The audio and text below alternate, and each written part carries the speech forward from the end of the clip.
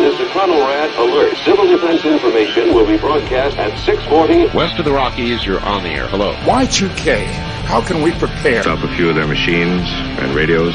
Throw them into darkness for a few hours. We are fighting for our lives. My family must survive. For 5 years, 1,000 gallons of gas, air filtration, water filtration.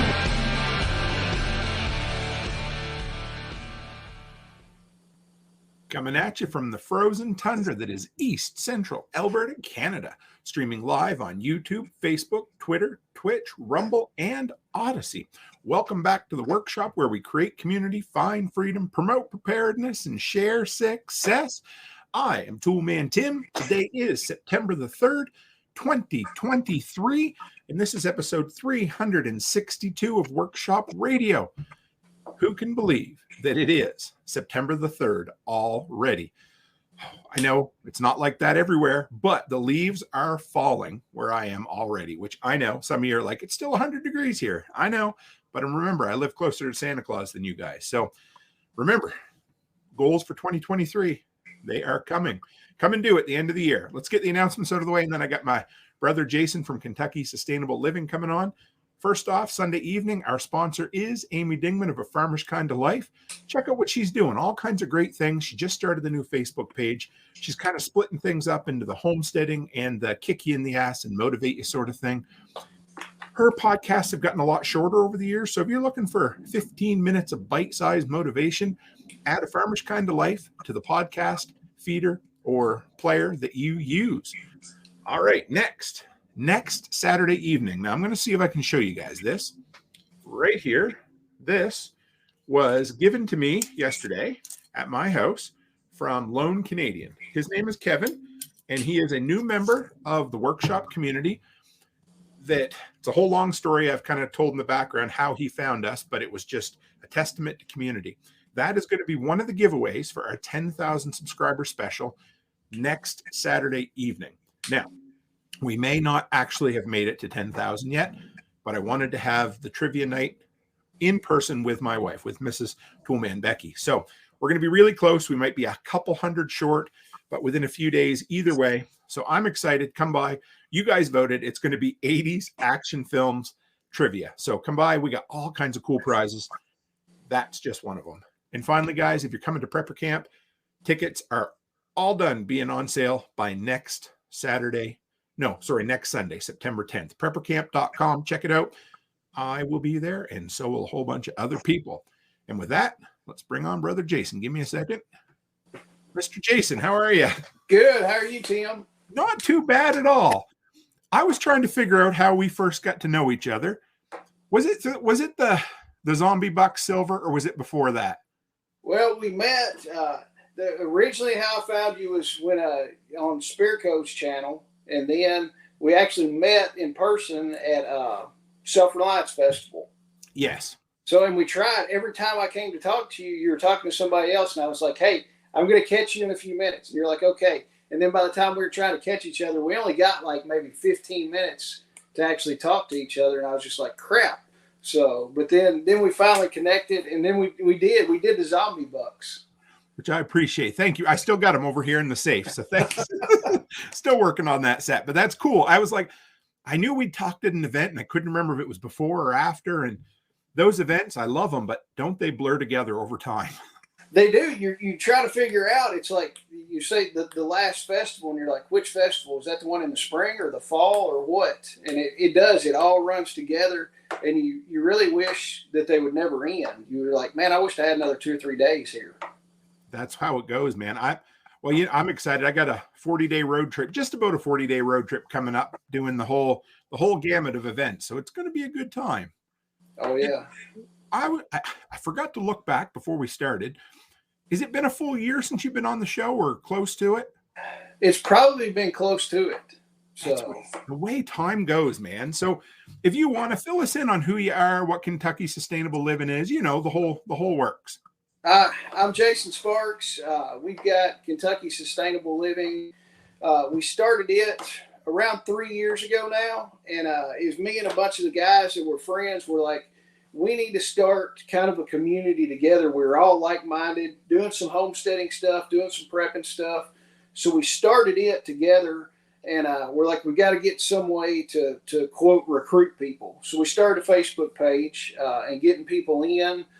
We could post stuff there and everything. We've got, I think, about 1,100 members now on the Facebook page, which is amazing. We've got a smaller part of that group of people we actually get to know in person and talk to them, kind of vet them a little bit, make sure that they're a nice person, somebody we'd want to hang out with and invite to our property. With those people, we do training events, educational events. I mean, we'll do everything from doing some ham radio stuff to making soap to butchering animals. We did one class a while back. One of the guys came down and he taught a convoy class for us. He's still active duty military. We did a little bit of slideshows, played Hot Wheels on one of the work tables, showed us how to do all the moves and that kind of stuff. And then we kitted up and got our radios and actually ran a convoy and went and, quote, rescued somebody that was in our convoy.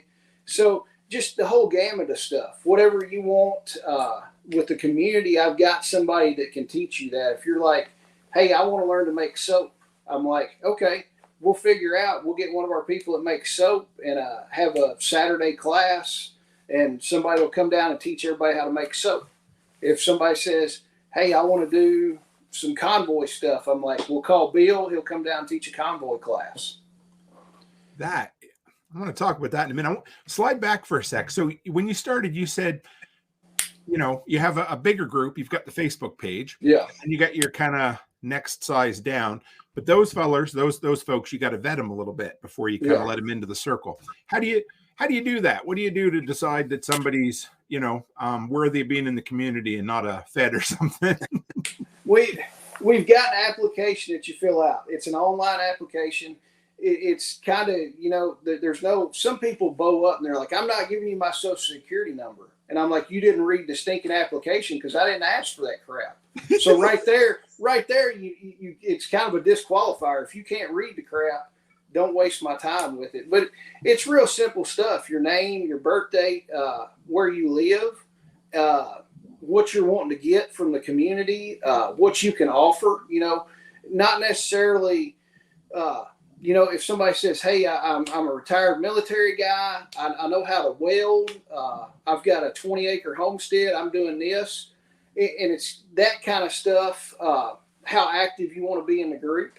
So we run a quick little background check on them just to make sure they kind of say who they're going to be. Mm-hmm. Make sure, and like my shirt, make sure they're not a pedophile or any sexual offender kind of thing. I mean, that's a no-go period. If you're on any kind of list like that, we're not going to let you in because we have people at our houses, and I want good quality people coming to my house. So we do that, and then usually we have a phone or a video conversation with that person, and so they know who we kind of see them in person. You can pick cues up from talking to people like that. Mm-hmm. And then if there's something weird going on that way, I'll have somebody else. We'll do another video call with somebody else. So that's kind of the way we do it. Generally, most of the time, everybody's fine to go. You know, we haven't had any problems. We had one kid, he was a younger kid and wanted to spout his mouth off about a bunch of stuff. And I gave him some warnings on some stuff, and he kept doing it. And I'm like, you're gone, buddy. You know, we decided to kick him out of the group. I was like, I'm not going to have you talking about stuff like that in our group. And we just punched him out. Good. That's tough, but that's good, man. Like that's you're better off just cutting your losses early on, you know? Yeah. And a lot of the people will cut they'll weed themselves out. It's the doers. Yeah, the doers are the people that I want, you know, that I can call up and say, hey, let's get this done, or we're doing a butchering class on Saturday. Who wants to come? I'll shoot the invite out to everybody in the group, and you'll have maybe 10 people show up. And it's like, God, you know, we've got 180 some people in this smaller group, and 10 people showed up. So then you get that inner circle too, then the people that you can really rely on. Yeah. I was putting fence up yesterday. We're stringing high tensile fence, and I called one of the guys, and he had told me before, if you need anything, let me know. So I texted him the night before. I'm like, hey, do you want to come help for a little bit? He goes, yeah, I'll be down about noon. So he hung out about 5 hours, and he helped me put some fence up. And then he was like, hey, can you help me put one of my deer blinds together? And I was like, yeah. I said, I'll tell you my schedule, and if you can work it in, well, I'll come up and help you put a deer blind together. So Nice. it's stuff like that. Shelly from Two Old Crows Homestead is gotten to be one of my great friends. With that, this coming up Friday, we're going to butcher 2 pigs at her house Friday night. Nice. So she called me and asked me, she was like, do you think we'll have time to do it on Friday or this weekend with the temperature? And I said, if we can do it at night, it's going to be cooled down, and we can do that. So let's I never know what to call it. GZDR for Ev. This is over on Twitch, and they want to know, are you guys a community that's building to live off the grid, or what's the idea behind Kentucky sustainable living? The ideal is it started all just Kentucky residents, but it's kind of grown. It's almost to be prepared for whatever's going to come down the pipe. We're not going to live totally off grid. Nobody's going to live 100% total sustainable. TAG talks about that a lot. Taking your factors down as low as you can. So it's just mitigating how much risk you've got. But it's having a close-knit group of people that you can count on and trade with. Like Shelly and I. Shelly wants to start raising sheep. So I'm trading her a couple lambs for a pig. So we're doing that. It's not essentially living off grid, but it's it's getting more prepared for what's coming down the pipe and being as prepared as you can. Yes, I would love to live off grid totally, but where I'm at right now and financially, it would be a buku of money to go totally off grid right now. So you guys are building kind of a mutual assistance group with a whole bunch of people that hopefully you've got enough knowledge and skills and trades amongst everybody that you could kind of create your own circular economy in there. Hey. Yeah. And we've got a sheet, an online sheet that, and we need to take more advantage of it. We just don't use it as much as we should. But if you've got something that you're selling, if you make soap, you can put on there, I'm making soap, and then you can trade, say, I want to trade soap I'm looking for some chickens. And so if somebody's got chickens, they can come on and say, well, I'll trade you so many chickens for so many bars of soap. Or I've got piglets that'll be born, August 31st or whatever. And then we can trade amongst people and do stuff like that. And people always post in our forum that we've got. They're like, hey, I've got these pigs that'll be ready at such and such date. And then you can contact them and say, hey, I want some of your pigs. And it's trading between each other and doing business with the members as opposed to throwing your money to somebody you really don't know. I don't know. So GZ asked, had you ever visited Amish country in PA to get ideas from them or establish trade? You're a little ways from Pennsylvania. Yeah, we're probably 8 hours away. So, but you've got some. We've got a lot of Amish around here and a lot of Mennonite also. And they're we've got Hutterites around here, and they crack me up, but they're a rougher version of the same thing. I love them. They're just, they crack me up. But there's groups here that I can get chickens from, groups I can get carrots from, groups you can get grain from. Each one of them have their kind of specialty, and they're just another, what do you want to call it? A kind of another feather, in the quiver or whatever that you can pull from and trade with. And they're practically off the grid anyway. Oh yeah. Backwood says it's the way it should be. I'm trading some roof work for a pig and half a cow.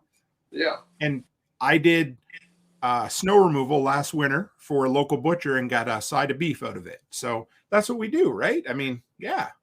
Yeah, and then you take the middleman out of it.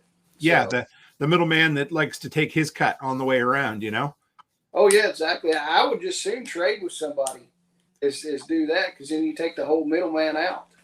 I had somebody, I don't even remember what forum it was in earlier today, and they said, what did you think the currency would be in a collapse scenario? And I said barter.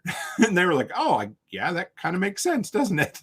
Because really, when it comes down to it, you're going to exchange one need for another, you know? So if the only thing I'm willing to trade for in a bad scenario is something I need, you know, I can't eat silver or gold, you know, and if I got a surplus of chickens, I'm not going to trade for more chicken, right? Yeah. So in the last 12 months, I keep hearing rumblings from you of different events and different trainings you've had. What ones have you had this year? So we've done a lot of butchering classes. We've put up, and the butchering classes are pretty good. Everybody likes doing that. We butchered 5 pigs here at my house, 1 beef. We butchered a full cow. We've done it's a homestead security class that one of our guys puts on kind of how to secure your homestead, stuff to look for, stuff like that as far as setting up LPOPs, your listening observation post, stuff like that. We've done a convoy class with one of our guys. He came down and taught that. We've done two food forest classes to where we planted a massive food forest about this time last year, or a little bit later. It's been almost a year ago. Planted a massive food forest at my house, and then this spring we did a smaller, just an addition onto it. Okay. You guys did a first aid course too? Yes, Chuck Peoples came down and taught a 2-day homestead medical class, and it was freaking amazing. I was surprised, and I've been to medical classes before, and I'm like, I wonder what Chuck's going to do. It's going to be different, but it blew my mind on it. Shelly was like that. She said, I was skeptical about spending that much money on it. She said, but it was worth twice as much. Oh, I'm not going to get to his this year at Self-Reliance. I don't think, I'm sure I can't, because I think it's anyway, but I've got to take one of Chuck's courses. He's just, he's a good dude. He switched on, he knows his stuff. So. Oh yeah. And he built it as, you know, an 8-hour class, two 8-hour days, but we were down here 10 to 11 hours a day doing stuff. Nice. And nobody was bored. And he asked me, he was like, I've got a little bit of PowerPoint that I need to do. And I'm like, okay. So I drug a TV down here. It literally took us longer to get the TV ready to go than it did to watch the PowerPoint. And I'm like, okay. I know that I'm doing a little PowerPoint at Prepper Camp this year. And it's the first time I've ever done PowerPoint at an event, because I think sometimes a person can just rely on PowerPoint and it doesn't, you know what I mean? It's not real effective. You're basically just reading a paper at that point, right? Yeah. And, just wanted to shout out to Tag. Speaking of living free, there's another brother there. I believe him and I are co-MC in Self-Reliance, so we should have a good time this time. Dog Creek said, great class with Chuck. So what? Jake. Go ahead. Was there. Jake with Dog Creek Farms is in Kentucky Sustainable Living. He was down here for the medical class. He came and took it with Chuck. The convoy class. Can you talk a little more about that without giving everything away? That sounds like I'm kind of interested in that one. One of our members is still active duty military. He trains a lot of special forces guys.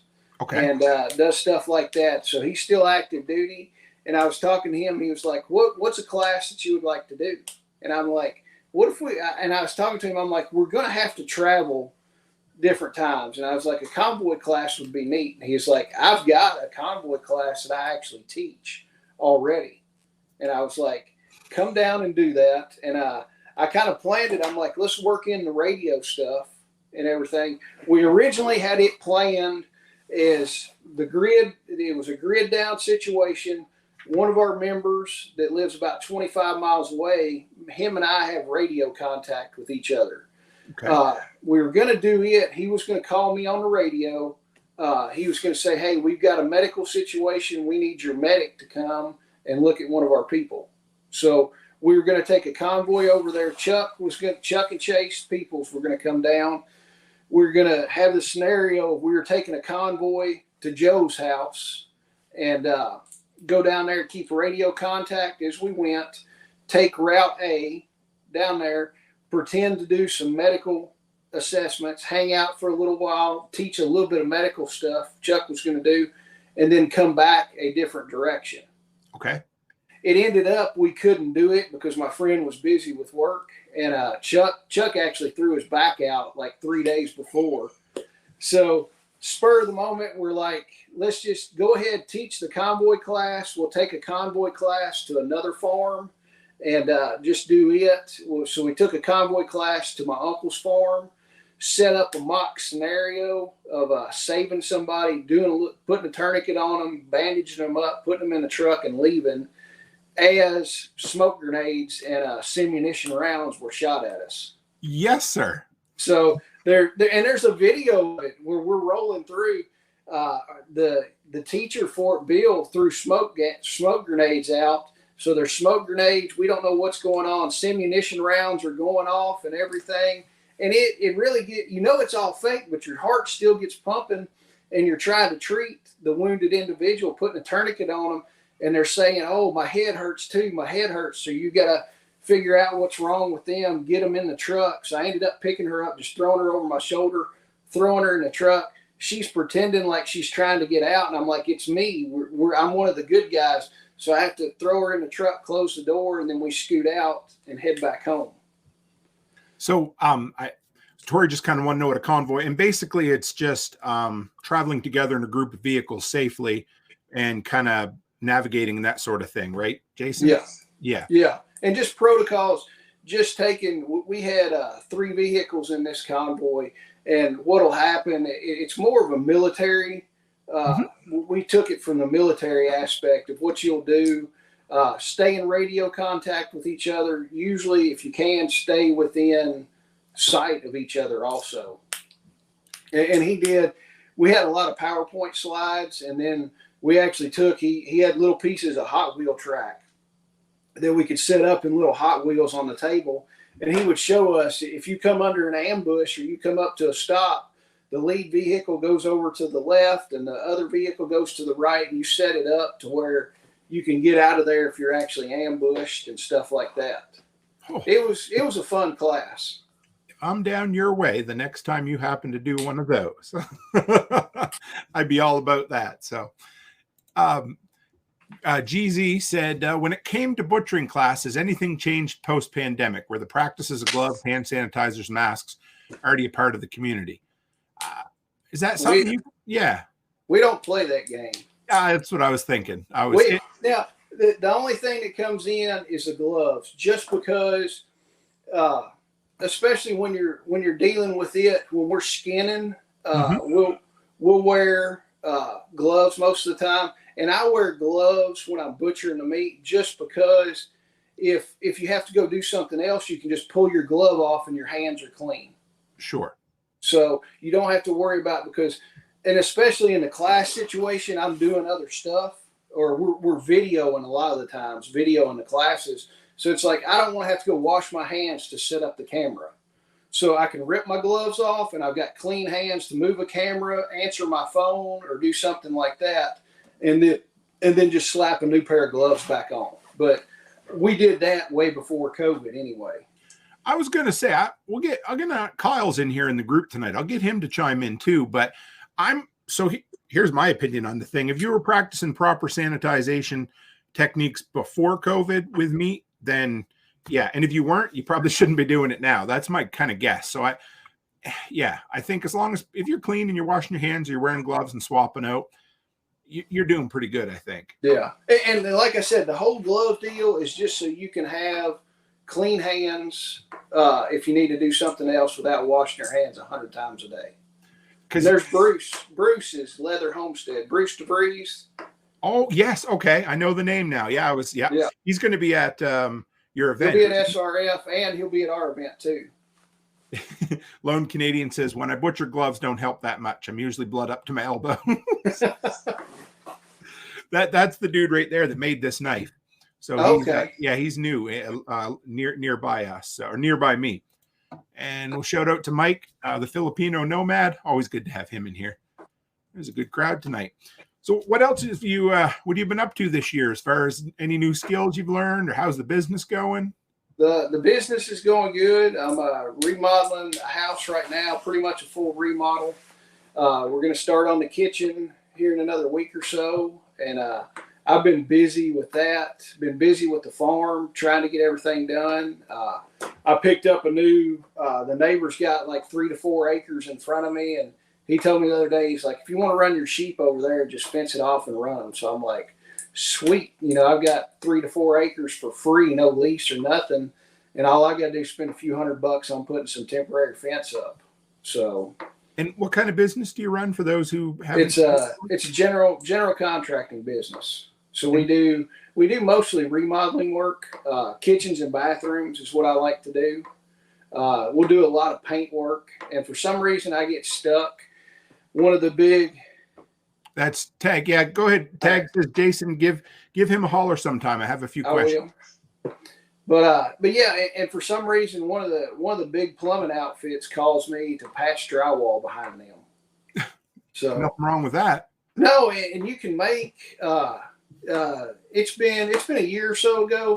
One of the hotels in 2 months, I gave them over a $12,000 bill for patching drywall at a hotel. Did you say in 2 months?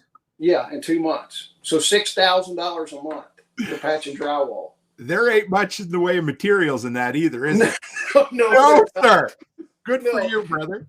Yeah, and I mean, they call me. This place has got leaks all the time, and they're constantly like, "Hey," and I told them, I'm like, save up like 2 or 3 rooms. I was like, I hate coming in and doing one room at a time, but I'll do it. Sure. But yeah, I mean, so doing stuff like that. So I wound up patching drywall a lot, and then of course that leads into painting the whole ceiling and stuff like that. So I do a lot of paint work. I do like painting. Most people are like, I hate to paint, but I enjoy painting. I do too. I don't know. It is, you either love it or hate it. You know what I mean? But yeah, I had a company send me an electric sprayer just the other day. I've never used a sprayer before, so we'll see how that goes. But anyway, is it an airless sprayer? I haven't even looked at it. It's still in the box. I'll let you know. Oh, I've got 3 airless sprayers, and I absolutely love spraying stuff. And I kind of fell in, and it's dropped off now a little bit. Fell into a little niche of redoing cabinets for people. Oh, okay. And these people would have a house with built-in. Remember the built-in cabinets where they build them into the house? Sure do. They just did like a plywood door. And the lady, back in the 70s, that was the greatest thing in the world. So this lady has lived at this house for, 40 years. And she was like, I want white raised panel doors for my kitchen. So I would go in there. We would build new raised panel doors for her. I would spray all those in the shop and do a factory finish in the shop on the raised panel doors. Come in and paint all her frames. So the frames look brand new. All the bases and everything looked brand new. And then she had brand new doors with soft close hinges, new drawer fronts. And then she would want a new backsplash and granite countertops. So we could do almost a kitchen remodel to where it looked pretty much brand new for half the money as ripping everything out. Man, I should hire you to come up here and do that for my wife. She's been at me for about 3 years. So Get good with your sprayer and you can spray all that stuff. That's true. I got to learn. That's all it is. I just wanted to shout out Mrs. Lone Canadian as well. Appaloosa Jones. Good to have you. And GRZ or GZDR said, because you're working with wood, are there any fire training classes or any plans for them? And also, is your water, what's your water supply like? Do you separate water used to put out fires from drinking water, that sort of thing? Go ahead. You don't have to be super specific. You can be as whatever you want. We hadn't done anything with fire stuff, really. I'm on city water here. And actually, when we ran the line up here, I've got monster water pressure at my place. We ran a 2-inch water line off the main. Nice. So I can, down there, when I hook a hose up, I can shoot damn near 100 feet from a garden hose. So, I mean, we got that. As far as any off-grid water, we've got at my shop, I've got a bathroom in my shop that's totally off-grid that runs off rainwater. And it's just got a 12-volt RV pump that circulates the water. And it's filtered, so we run it through ceramic filters so you can drink it. take a shower, do whatever you want to with that. And we've got 12 totes set up on the shop. So 12 275-gallon totes. That's rainwater catchment? Yeah, that's rainwater catchment. Yes, sir. As we're talking about this, I'm thinking I think there's a bit of a need for somebody to run a homestead firefighting course. That would be a pretty good deal. I know Southern Prepper 1 has done a bunch on fire stuff. Okay. I'll have to check. Thank you. I'll have to look into him too. That would be really good. That's one area there. I had a guy lined up. I had George Siegel on a while back who did a documentary on the hurricanes down in Florida. Yeah. And he put me in touch with a guy who does some incredible custom fire suppression systems, but I haven't been able to get him to come on yet. So I got to follow up with him. That would be, but yeah, I'll have to follow up with Southern Prepper because I know Southern Prepper 1 did a video. He had some 275-gallon totes set up on a hill away from his house and had some kind of like Pelican box that had a 12-volt battery and a 12-volt pump with hoses to where he could go in there in an emergency, hook the 12-volt pump up, and then have a garden hose where he could have water to suppress a fire. Well, so see, we just made some money for Chuck again, didn't we? Yeah. He just said I could come up with something, and I bet he could. Oh, yeah, no doubt. There you go, Chuck. You need to teach a course on homestead firefighting. Yeah. And GZ said, sorry to bring up fire and bad things. I was thinking about the people in Maui and how they could have used either the training or a backup system. Yeah. 100%. No, we don't mind answering these questions. That's that is real good. And Gingerbread said, out here we have ponds that the fire trucks can draft from. Yeah. That's another benefit of having stored or, sitting water on your property for sure. And a lot of the farmers around here do a ton of that, with manifolds and IBC totes and trailers. It's not hard. You just got to have a plan for it ahead of time. Yeah. And you really, too, got to think about how much water you're going to need to put out a fire. 100%. So, more than you think, probably. Oh, a 275-gallon tank is going to be drained in no time flat. Absolutely. So you've been picking my brain a few times over the last year or so. How's your content creation journey going? Or maybe I should back it up. Let's try, how is your monetizing this entire lifestyle thing going for you? YouTube is a grind, and you're never, unless you've got a channel with 500,000 subscribers, you're never going to make any real money off YouTube. And we've talked about it. It's kind of diversifying a lot of stuff, yes, and diversifying and contracting too. Unless you're a super specialty dude, you've got to stay in that one little niche in contracting, as opposed to doing a lot of different stuff. Now, and there's stuff that I have no idea about how to do on things, and I just stay out of that. I subcontract it out. But and YouTube could scrub me at any time. I don't say anything too controversial, but you could get scrubbed at any time and wake up and be like, oh, all my ad revenue's gone from YouTube. So you kind of got to have a backup plan. We've kind of started, Shelly and I, with Two Old Crows Homestead, we're going to start offering more classes and educational opportunities because there's tons of people that want to learn stuff. Sure. So I've sold some T-shirts, so I'm kind of getting in the T-shirt game. So we're gonna sell some T-shirts and stuff like that. I've got a Compost Pedophiles T-shirt out right now that's got a wood chipper on it. And we've got another one that's going to come out about that. We're selling our T-shirts for Kentucky Sustainable Living. We got a website for that. But Shelly and I are going to start teaching butchering classes this fall and winter after our festival. We're going to do butchering classes. We're going to host Chuck with Homestead Medical. Chuck's going to come down and teach some medical classes in Bowling Green. Okay. We've got some other radio classes and stuff like that we're kind of spreading out because people want to come and learn. So we're going to kind of we're moving KSL more towards an educational entity is what it's going to be. So where we can teach these people. I mean, just talking to you even a year ago, I think that was, even if you didn't realize it at the moment, that seems to be your passion, and that seems to be where you're at. I mean, you've got kind of fingers into a whole bunch of people here that smart, switched on people that can really teach, you know? Yeah. And I do. I like, compost the enemies. David the Good has that shirt. It says "Compost your enemies." Oh, okay. He did that. I saw that the other day. But the educational stuff. I enjoy butchering animals and showing people how to do it, because people are really nervous about it, to take a 300-pound pig, and they're like, "Where do I start?" So guys come down and I show them how to do it, and they're like, "That's not that hard at all." And I'm like, "No, it's not that hard." And I tell them the worst thing you're going to wind up with is a bunch of ground pork if you screw something up. If you don't cut those pork chops perfect, who cares? You know, you're not selling it at the grocery store. You and your family are eating it. So if that pork chop is kind of janked up, it's still going to taste as good as one that was cut professionally.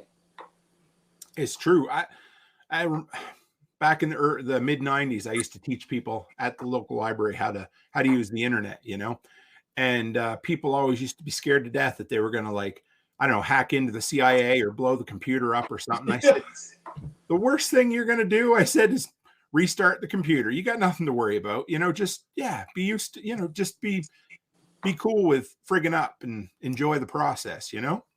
Yeah. And I mean, what we teach people as far as doing the food forest, we've done 2 food forest classes. Billy did a plant guild class down at John's place at SOE. Mm-hmm. I went to it, paid on, figure out how to do it, got the literature, and we taught a couple classes up here. I still am not an expert on it, but we have got strawberries, I mean, just taking over the whole place. And I'm like, I did what he told me to do. It's nothing special. I can show you how to plant this stuff. In worst case, you kill a bunch of strawberries and try it again next year. So, how's your? You've been doing a fairly regular live stream? We've been doing every Friday. We've been doing a festival live with one of our guests. They're going to be here. I need to start it. Sometimes it gets hectic. We've got baseball and everything else, so it's kind of hard to pin down. I need to start doing a live stream every week, and hopefully after the festival, we will start doing a live stream every week. And Shelly and I have thought about doing a podcast together. Okay. We just hadn't done that yet. So it's in the planning stages. It's fun. Becky and I have turned the Friday night into our night, the two of us, and it's nice because it opens it up to the female audience as well, you know, and I like it a lot. I spend so much time in the office working on content and talking to this little webcam here that it's kind of nice to share an evening with my missus and do it. So you won't regret it. You guys will have fun doing it. Yeah. And Shelly and I have thought about doing it, recording it and doing it 2 days a week and then putting it up. And but we just hadn't had time to get together. She lives about an hour and 15 minutes from me. So we're going to have to dedicate 2 days to do that. And we hadn't decided exactly what we want to cover on it. We'll probably cover some current events and some stuff we're doing at each one of our homesteads and stuff like that. Gingerbread said all the girls are here to see me. Yeah, you know how it is. So your big thing this year is you guys have your Kentucky Sustainable Living Festival. Did I get that right? Yeah. It's a Kentucky Sustainable Living Homesteading and Preparedness Festival. Is the big technical term for it. How's that coming along? So where did you start? How'd the idea come up? And how's that process coming along? I talked to Billy. Billy, we were on a live. Shelly with Two Old Crows Homestead and I were on a live with Billy. And Billy is like, y'all need to do a festival in Kentucky. Okay. And I laughed at him. I'm like, you're right. We ain't got time to do that crap. I was like, we ain't got nowhere to do it. Forget it. I was like, that's a funny joke, Billy. So the seed was planted then. And then at the last SRF, Shelly and Jake from Dog Creek Farms, we were sitting there and we're like, what if we did a festival? And then Tag came strolling along and I asked Tag, I'm like, hey, if we do a festival, will you come to it? He was like, you're damn right, I will. And I'm like, cool, I'm going to hold your feet to the fire on it. So we took it from there, and we talked about it a little bit. And we're like, we've got to find somewhere to do this and everything. So I started looking for a place to have it. We found an awesome venue to have it. And I talked to Shelly and Jake, and I'm like, let's just do this. And if it flops, oh, well, we tried it. You know, it's better to say you tried and failed than just wonder in the back of your minds, you know, I could have done this. So we set everything up. The hardest part was setting up the stupid bank accounts and stuff like that. As far as, you know, if you're going to take money and you don't want to run it through your personal account, because then the taxes get all screwed up. So I'm like, let's just open a business account. And it's been my business account that I've had my business account for my contracting business since 2002. Okay. So 21 years. 21 years ago, you could go in there and say, hey, I'm Joe Blow Contracting. I need to open up a bank account. And they're like, cool, we'll mail your checks to you. Here's your new account number. Now, to open it up, it's like, it's ridiculous. It took me a week to get the LLC set up, to get the bank account, all your information. I'm like, it's taking longer to get a bank account and a checking account than it is to set this whole stupid festival up. So, yep. That all the red tape to go through. So we set it up, found a great venue, and I'm like, let's start finding people to come speak. And actually, I'm already booking people. We have not had our first event, and I've already got people emailing me to wanting to come to the next one and speak. Nice. That's what you want. I'm like, yeah, I'm like, this is going to go over. We're going to actually do this. So who do you got coming? We've got Tag will be there. Bobby Spags will be there with EMP Shield, and Data's going to be with him. We've got, and I know I'm going to miss some people. That's Billy from Permapastures will be there. Aaron T. Scott. Are you familiar with Aaron T. Scott? I am not. You need to look her up. It's the real Aaron T. Scott on YouTube. Okay. She's going to be there. We've got Emily Rock. Emily does Homestead Dairy Cows. Okay. So she's going to be there. Billy from Permapastures is going to be there. Grumpy Acres will be there. Darren and Patty from Hacks for the Homestead will be there. Shoot, I know I'm going to miss a bunch of people. Chuck with Homestead Medical will be there. Eric from Porterhouse and Teal is going to be there. That's a drive for him. Yeah.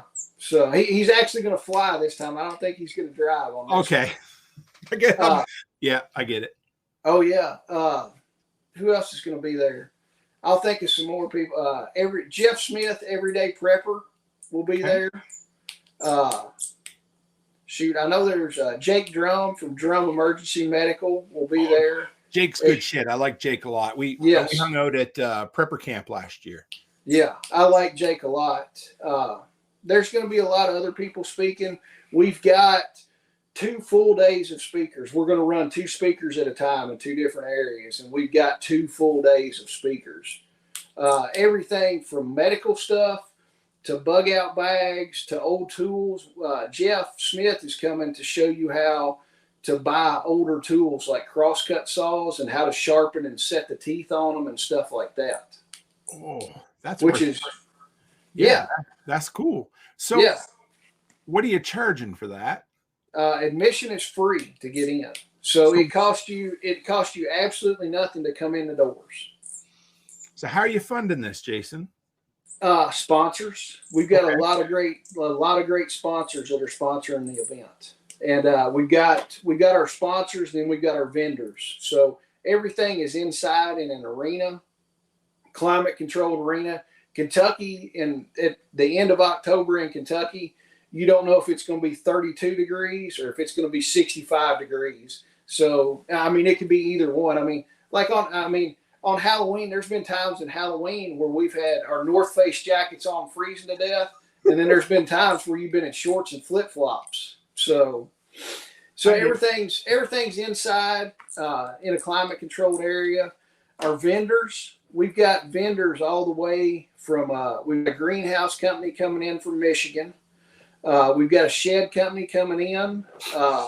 Bobcat Bowling Green has sponsored the event too, so they're going to have tractors and Bobcat stuff like that there. We've got people that are going to make soap. We've got custom knife makers coming in. Nice. Just pretty much anything you need for the homestead and preparedness stuff. Grumpy will be there with freeze-dried food, selling it. So what's your goal from this first event? Because I've talked to a lot of people that run a lot of events, and I like to hear that. So what do you want to see happen out of this?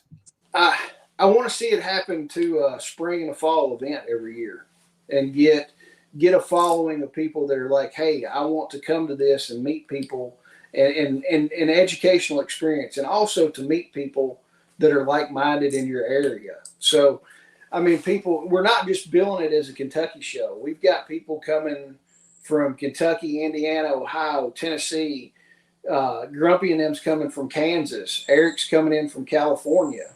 So Billy's coming in from North Carolina. So I want it to be more of a regional show, not just a Bowling Green and Kentucky thing. So what are the classes that you're running? Yes, the Chuck. We've got Chuck is teaching on Friday. Chuck is teaching a homestead medical class on Friday. It's a paid class. You can sign up on the website. But Chuck will be doing homestead medical class, dealing with more long-term care, not the cool ninja stuff. He'll teach you the cool ninja stuff, but most of it is going to be medicine that you're going to use and medical stuff you'll use on the homestead, wound care, stuff like that, antibiotics. Eric from Porterhouse and Teal is teaching a guild planting class. So we're going to go out and actually plant a small, like 3 tree guilds, which after each guild, as you plant guilds, it turns into a food forest. So he's going to teach some of the classroom stuff, and then we're actually going to go out and plant the plant the fruit trees, and then plant all the accompanying plants around those fruit trees. Is there a cost for Porterhouse's course? Yeah, there's a cost for it. Okay. There's a cost for it. The cost in both those classes includes lunch. So it's an all-day class, like an 8-hour class. So lunch is included in there. Chuck is also teaching on Sunday a Stop the Bleed class, which is about a 3 to 4 hour class. Nice. And, okay. And you have to sign up for it. It's all on the website. You can sign up and do that there. But we need to know ahead of time. We might have a spot or two for somebody that day. If somebody shows up on Friday, first thing is like, hey, I couldn't sign up, I want to take it. We might have a spot for you. We're not 100% sure, though. And what will you be doing at the event? I'm probably going to be running around helping organize everything. I'm going to get somebody to record all the speaking engagements, and then Monday when I settle down, I'm probably going to watch videos all day of everybody that was speaking. Nice. So, and then also probably the thing I'm most excited about, Saturday night, we're doing a charity dinner for Vets for Child Rescue. Okay. And Billy with Permapastures is a big guy for Vets for Child Rescue. That's where I found out about Vets for Child Rescue. So I'm like, I wanted to do kind of a VIP dinner to where all our speakers could come and sit down. You could buy tickets and get some one-on-one time with them. And I'm like, let's turn it into a charity dinner. So I'm like, let's do Vets for Child Rescue. So I emailed Vets for Child Rescue, finally got a phone number, talked to one of the ladies, and I'm like, I want to do a charity dinner for y'all. And she goes, what do you need? And I said, I need permission to use your logo and a place to send the check to. And she was like, there's got to be a hitch. What else do you need? And I said, I need permission to use your logo and a place to send a check to. That's all I need. She goes, let me get you in contact with Forrest. He runs all the business and administrative part for it. So Forrest Seeley called me. We've gotten to be good friends. Never met in person yet, but talked all kinds of times on the phone. And we talked about it. We've done some lives with Forrest. So we're doing a charity dinner that all the proceeds go to Vets for Child Rescue. We've got several items right now that we're going to do a silent auction for it. Tickets, and this will tell you, I'll be totally transparent on how much money. if we can raise $10,000 for Vets for Child Rescue, they will come to Kentucky and catch these child molesters and put their ass in jail. Nice. So my goal is to raise $10,000 so they can come to my community and bust these scum suckers off the face of the earth is what I'm looking for. Do you know what you're having at the meal yet for everybody? So in case anybody's interested, or do you know what the cost, or do you have a cost set? Well, it's prime rib dinner is what we're having. Nice. So, but yeah, tickets are $250 a person is what they are. $200 of that goes to Vets for Child Rescue. The $50 of it is to pay for the meal and the administrative of renting the room. So we are not making, honest to goodness, we're probably going to lose a little bit of money on the event. But I'm not making a dime on that charity dinner. Every bit of money that we get for that, it goes straight for Vets for Child Rescue. I know I've spent more than $50 alone just for a prime rib dinner. So if you make it, you're not even going to break even on that, are you?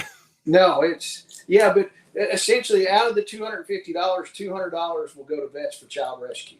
And then the other $50 is for the dinner and renting the room. So, and where is it, the event? It's at the same place. It's in Bowling Green. Okay. It's at the college, the local college here has their farm and their expo center. Mm-hmm. And they've got banquet rooms and stuff like that. So everybody will be at the festival Saturday, and then after the festival shuts down, then we're just going to go upstairs to their banquet room and have dinner. Whoever's coming to the charity dinner. And you might have said it, but what dates is the event again? The classes are Friday, October 27th, and then the festival is October 28th and 29th. That's Saturday and Sunday. Okay. And Chuck said his class on Friday, you'll go home with something I will debut at the festival, plus Sunday's class, you go home with a CAT Gen 7 tourniquet. Yeah. Nothing wrong with that. Do you remember the price of those courses offhand or not? If you don't, it's okay. I think Chuck's Friday class is $250, and then I think his Stop the Bleed class is about $150. I'd pay $250 just to hang out with Chuck, let alone pick his brain and learn something. So ain't nothing wrong with that. Oh, Chuck pays me $250 to hang out with me. So well, that's all right. Eddie, have you made any mistakes along the way with this, or have you? What have you learned so far doing it, other than the pain in the ass the banking system is now? Shelly gets on to me. Shelly's making the schedule for speakers, and I asked her the other day. I was like, "Do we have any room for more speakers?" And she was like, "I don't think so." And I'm like, "Okay, I'm going to find one more person then." and she gets mad.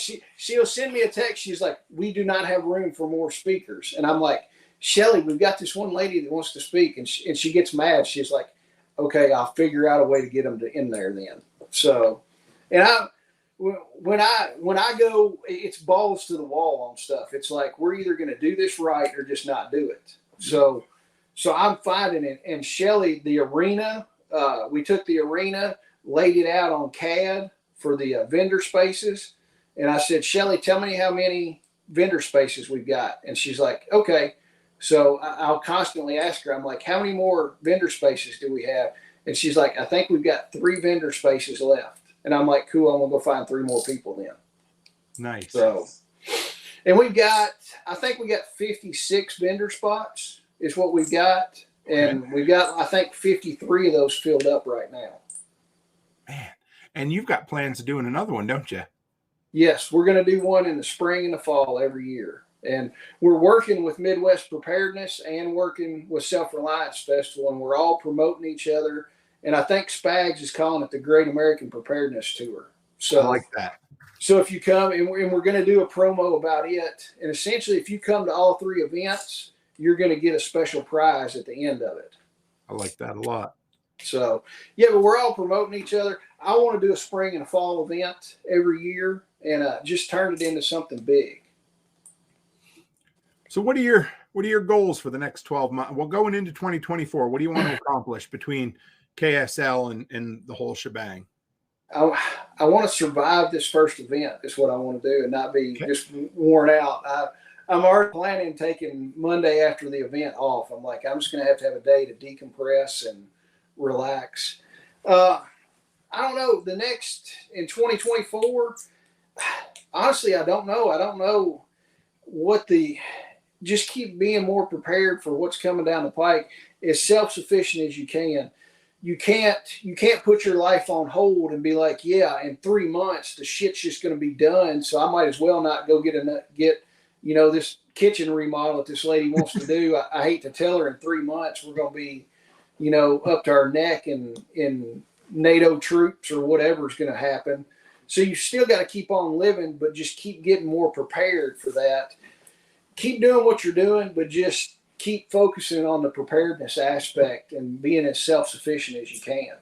So mine's just to keep on trucking along, keep everything going at my place and my small homestead and keep improving it. I need to get some more solar stuff set up. That's one of my big goals, is to get that done.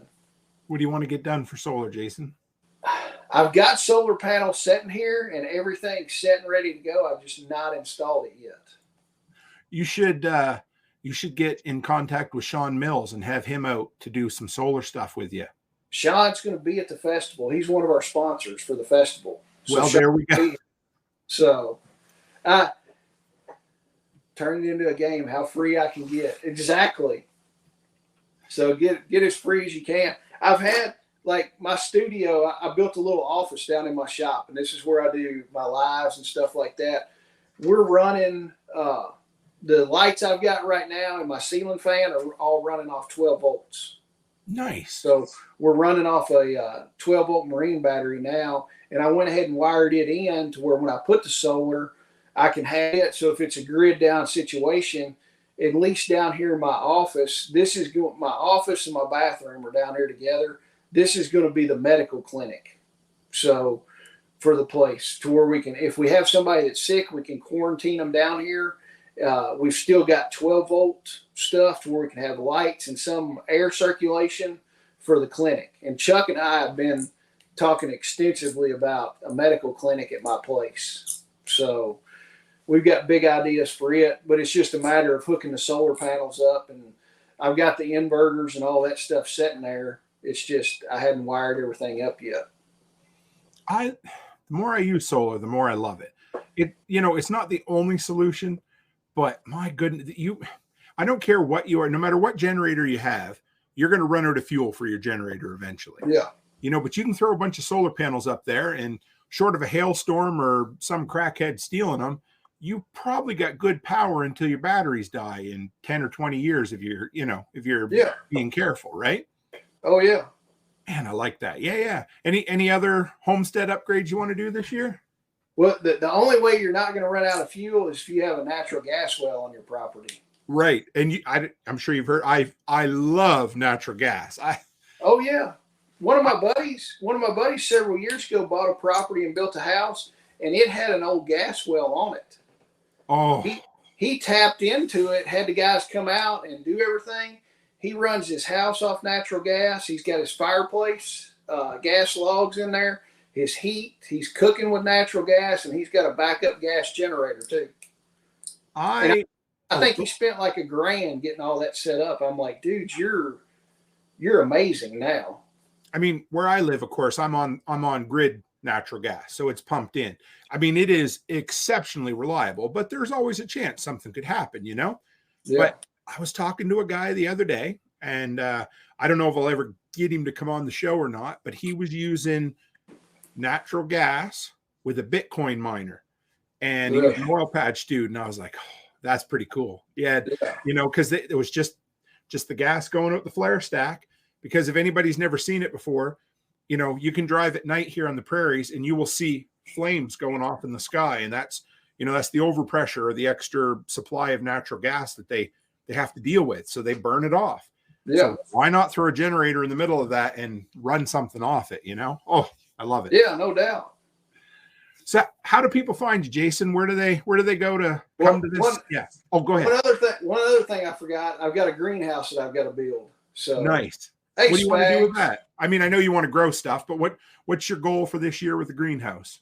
The goal is to get it built. We probably, by the time I get it done, it's probably going to be too cold to do anything.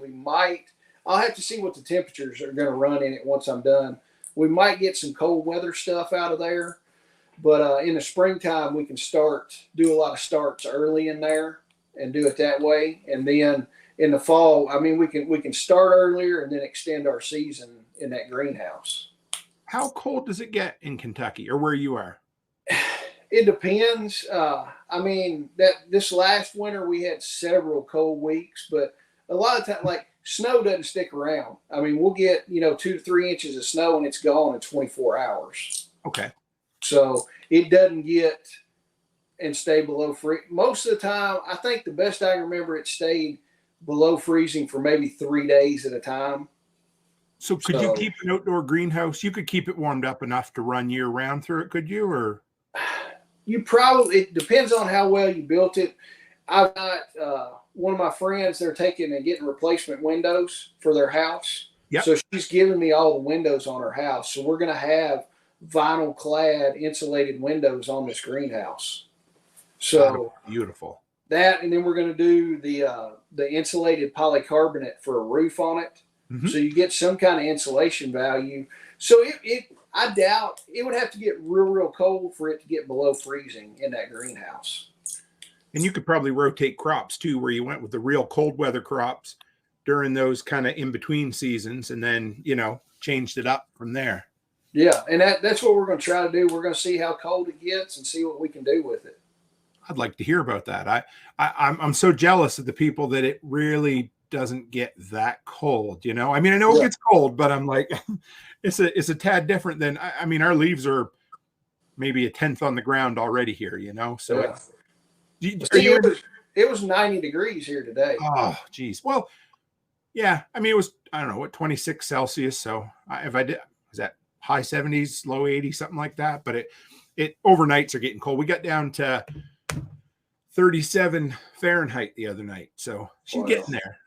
Oh, yeah. It's only got down. I think it got down the other night, maybe to 58 the other night. Okay. It was about as low as we get. But it's going to start. I think this week we're going to be in the mid 80s for highs. Okay. So it'll still be nice. I like it when it's about 70, 75 for a high. Me too. My kind of weather. Another 10 days I'll be head. So yeah, I run in at least once, or no. Oh, internet. Are we good? You still there? Yeah, I'm still here. You're glitching out I think a little bit. I know. I'm telling you, I haven't had any internet problems for months. And the last week, something's going on. So am I okay now? Yeah, you're good now. Okay. Are you going to be at Self-Reliance Festival? Yes, I'm coming down. I'll be down there Friday. I'll probably get down there Friday morning, hang out with everybody before the huge crowds get there. And then I'll be there Saturday. I've not decided if I'm going to stay Saturday night or not, just because we got so much stuff to do for our festival, because our festival's 2 weeks later. So I know we're still going to be putting out fires and getting everything planned for it. But I know I'll be down there Friday and Saturday. Perfect. So how do people follow up with you, Jason? If they want to come or if they want to support you, what can they do? If you want to come to the festival, is KentuckySustainableLiving.com is the website. One thing that would really help us out on planning it, we've got a thing. If you plan to attend, sign up for our email list. That just helps us know, because we're not selling tickets for it because it's a free event. So that helps us know how many people are going to be there so we can plan as far as food-wise and stuff like that. So that helps us. I've also got my YouTube channel, which is Kentucky Sustainable Living on YouTube. I've got TikTok, but I just kind of mess around on TikTok. So that and Instagram too. I can't seem like I don't get any traction on Instagram, so I just look at stuff on Instagram. But I get it. But yeah, visit the website. You can sign up for any of the classes at our website at KentuckySustainableLiving.com. And you can also, there's a link for the charity dinner there. Well, thank you, brother. I appreciate you coming on again. Always a good time.